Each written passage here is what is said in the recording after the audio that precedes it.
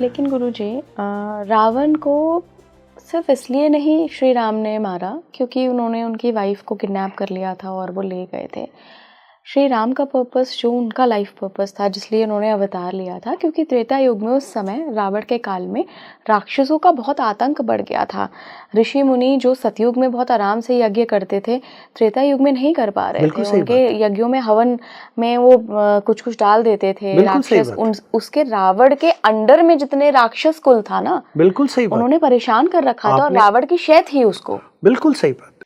होता क्या है, अगर आप हमें ये बोलेंगे बैलेंसिंग के लिए जी, जिसको हम हमेशा कहते हैं गुड और बैड का हमेशा बैलेंस बना के चलना होता है, बराबरी पे।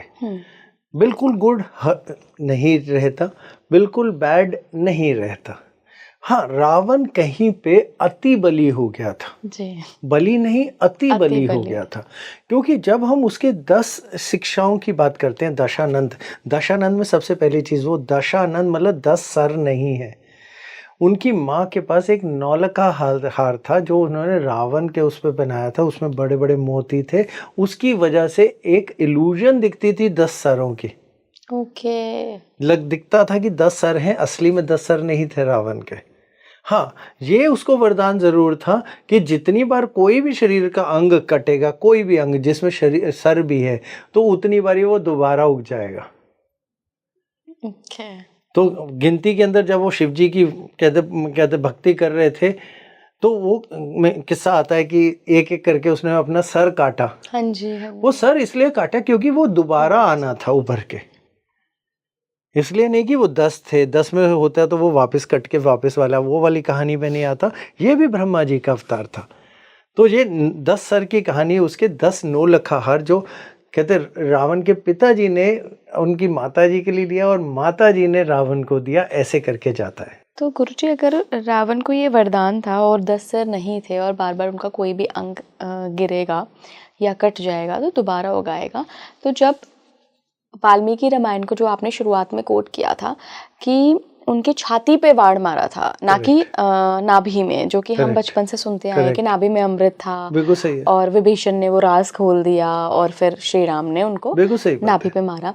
तो छाती पे मारने का मतलब कहीं ना कहीं हार्ट पे लगा होगा। अगर हम साइंटिफिक लैंग्वेज में देखें तो हार्ट भी तो एक ऑर्गन है, वो दोबारा क्यों नहीं होगा? बिल्कुल सही बात। आपने शायद इससे पहले आपको एक और लाइन बताई थी कि उन्होंने अपनी सिद्धियों को छोड़ा, ग्रहों को छोड़ा।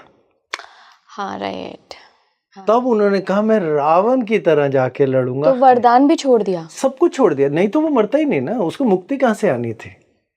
तो उसने अपनी सारी शक्तियों को छोड़ के, माया खासकर छोड़ी थी उसने, जिसको 1000 बार तरह से उन्होंने उनको कहते वापस वो मायावी माने जाते थे, वो भी छोड़ के आए थे वो। तो जब वो सब कुछ त्याग के आए थे तब लड़ने आए थे, तभी मुक्ति मिलनी थी, नहीं तो मुक्ति नहीं मिलनी थी ना। तो वो आए मुक्ति के लिए थे।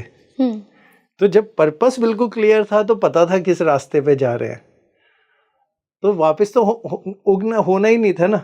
अगर वो वापस होना होता तो रावण ने तो कभी मरना ही नहीं था। तो फिर अमृत की कहानी के अंदर सिर्फ नाभि में रखने का क्या मतलब था?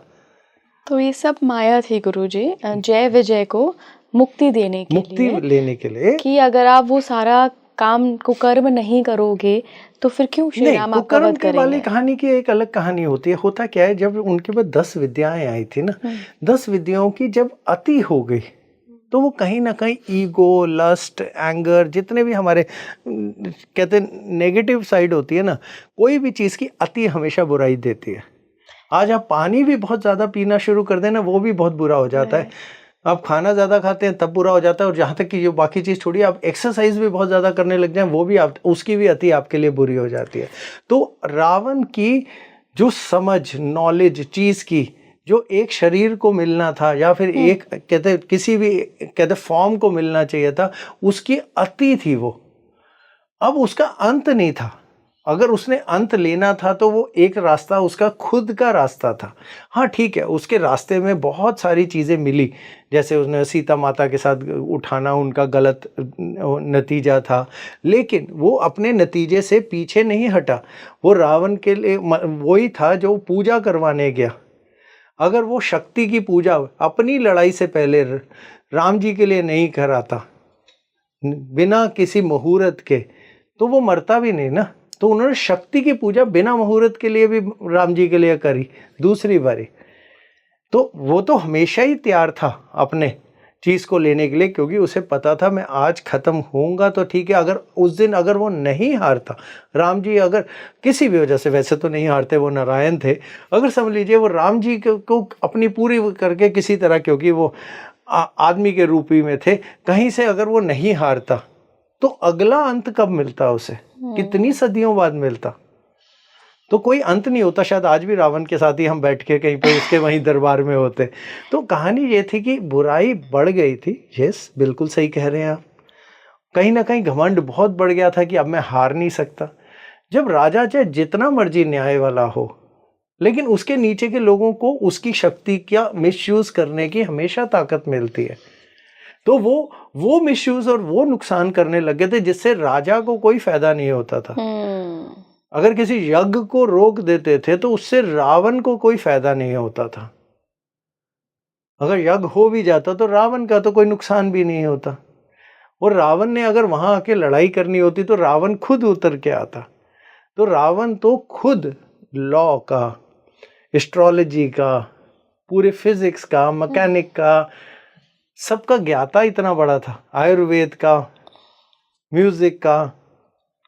तो पर इतना ज्ञाता होने के बाद भी गुरुजी अति, हाँ अति हो गई। क्योंकि जनरली मैं इतने सारे लोगों के इंटरव्यूज करती हूँ, आपसे भी मेरी ऑफ द कैमरा बहुत अध्यात्म को लेकर बात होती है।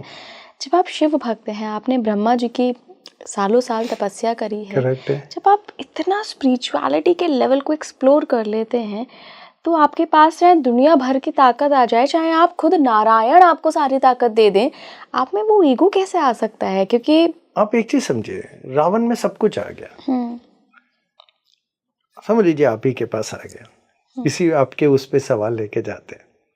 अगर आप ही के पास सारी शक्ति आ गई, आप सारी दुनिया को आप लेके जाना चाहते हैं, कोई ना कोई आपसे दुनिया भी छीनना चाहता है। जो दुनिया छीनना चाहता है वो देवता साइड तो थी ना हमेशा। अभी हमने आपको इंद्र के किस्से भी बताए ना जी। तो इंद्र ने बार बार भी तो किस्से और देवताओं को भी हराया, उसने तो सारे के सारे उसमें लोकों में अपने जीत ली, लेकिन हर जीत के बाद उसने सबको छोड़ भी दिया। उसने इंद्र को भी छोड़ दिया। इंद्र को भी तो अपने बंदी बना के रख सकता था, बाकी देवताओं को भी तो हराया, उनको भी तो बंदी बना के रख सकता था। तो वो सबको जीता जरूर, लेकिन न्याय के हिसाब से सबको छोड़ता भी गया। लेकिन वो एक होता क्या है, जब हम एक रूप में आते हैं, चाहे वो राक्षस रूप हो, मनुष्य रूप हो, कुछ भी हो, उसके पास हम देवता नहीं बन जाते या फिर हम भगवान नहीं बन जाते। जब हमें शक्ति अर्जित होती जाती है, हम कहीं ना कहीं अपने आप को भगवान समझने लग जाते हैं। तो रावण भी कहीं ना कहीं वो अति का शिकार हो गया था कि कहीं ना कहीं उसे ये लगता था अब मेरा कोई अंत नहीं और मेरे को कोई हराएगा नहीं। तो लेकिन उसी अति के अंदर, ताकत के अंदर भी उसकी ये अति हो गई थी कि अब मैं इससे आगे मेरे पास कोई रास्ता नहीं है, जो मेरे को अर्जित करना है मैंने सब कर लिया। क्योंकि कहने के लिए ना बहुत आसान चीज आती है, जो कई जगह आता है मेंशन कि राम तो सबके अंदर है और राम कोई भी बन सकता है, मर्यादा में बनाओ तो राम कोई भी बन सकता है, लेकिन रावण कोई नहीं बन सकता। ना वो भक्त बन सकता है, ना वो ज्ञान ले सकता है, ना वो समझ और शक्ति पैदा कर सकता है। तो रावण कोई नहीं बन सकता। तो रावण तो एक था, एक ही रहेगा और कभी फिर से नहीं होगा। हाँ, जैन रामायण की बात सच हो तो शायद तीर्थंकर बन जाए, लेकिन उसके अलावा रावण फिर से नहीं होगा। हाँ, राम तो बहुत रूपी हमारे सबके अंदर हैं, हमारे सबके दिलों में हैं, हमारे जहन में रहते हैं, हमारी आत्मा में रहते हैं। तो हम सब में कहीं ना कहीं उनकी ही मर्यादा चल रही है, लेकिन रावण नहीं है हम सबके अंदर कि हम एक जगह से ज्यादा उसकी तरह की समझ नहीं पैदा कर सकते। गुरुजी, मुझे लगता है कि हमारे अंदर राम और रावण दोनों तत्व हैं। आप जिसको ज़्यादा अपनी अवेयरनेस से, अपनी विवेक से उजागर करते हो, डोमिनेट करते हो, वो तत्व ज़्यादा दिखता है। क्योंकि मेरे मतलब हिटलर को मैं रावण ही मानूंगी। आइए इसके अंदर निर्भया के रेपिस्ट को मैं रावण ही मानूंगी। अगला तथ्य बताते हैं। होता क्या था सतयुग में ना, रावण यानी नेगेटिव और देवता दो लोकों में अलग अलग रहते थे। त्रेता युग में हमारे दो अलग अलग एरिया में रहते थे। फिर जब हमारा द्वापर आया, वो एक ही फैमिली में रहते थे, कौरव पांडव। और जब कलयुग आया ना, तो वो हमारे एक ही शरीर में रहते हैं। राइट, अंदर आ गए। तो हम ऐसे श्रिंक होके छोटे होते जा रहे हैं। यही जब हम इतने छोटे हो जाएंगे, यही चीज हमारे अंदर की लड़ाइयों को पैदा करके हमें खत्म करेगी और वो कलयुग का अंत देगी। तब तक अंत नहीं आएगा तो ये हमारे अंदर ही आ गया। तो रावण है, रावण नहीं कहीं जाता, लेकिन रावण कोई बन नहीं सकता, क्योंकि वो एक ही वैसा बन पाया था और उसके जैसा कोई बन ही नहीं पाएगा। और ये कहें कि अब सतयुग में जाके शायद फिर दोबारा कुछ आए तो अलग बात है, लेकिन उसके जैसा नॉलेज, उसके जैसी समझ, उसके जैसी शक्ति कोई दूसरा, और उसके जैसी सबसे बड़ी चीज़ भक्ति कोई पैदा नहीं कर सकता। चाहे उसने ब्रह्मा जी की भक्ति करी थी, चाहे उसने शिव जी की भक्ति करी थी, उसके जैसी भक्ति कोई दूसरा नहीं कर सकता। वो भक्ति का अंत था, हर चीज को अर्चित करने का अंत था। तो उसने को जिस चीज पे अपनी आंख डाली या जो चीज को चाहा, उसने जरूर प्राप्त करी। वो रावण था।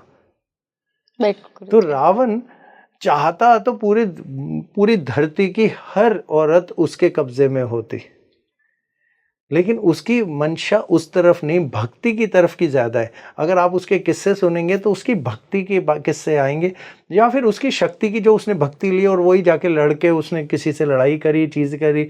आधे टाइम तो वो शक्ति को टेस्ट करने के किस्से हैं, जबकि उसको मिलना कुछ भी नहीं था उस चीज से जीत के। कई बार आपको बहुत किस्से आएंगे, वो ऐसे ही लड़ने चले गया। क्यों लड़ने चले गया?